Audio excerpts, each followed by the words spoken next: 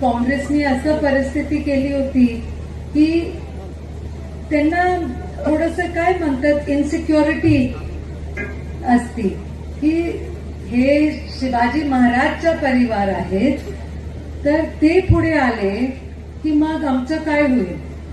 तर नेहमी त्यांना बाजूला घ्यायचं पण मागेच राहायचं, मतलब मागे ठेवायचं.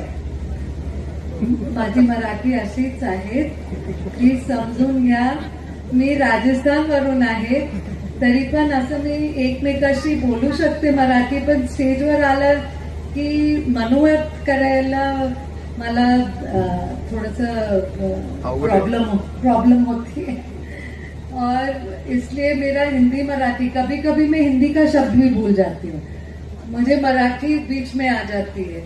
तो उसी तरीके से मैं आपको बता रही हूँ कि उदयनराजे ने बहुत बहुत परिश्रम किया है. अभी जो यहाँ पे पहुंचे हैं, अभी आता जे तुम्ही बघताय तसं इतकं सोपं न होतं त्यांच्यासाठी पण, इसलिए कि उनके लिए मतलब कि लोग ऐसे लगता था कि ये अगर आगे चले जाएंगे तो उनको कोई रोक नहीं सकता. और उस परिवार से आए हैं जिसका लक्ष्य एक ही रहा है, लोगों के लिए काम करना. जो अपने लिए नहीं कर सकते उनके लिए काम करना.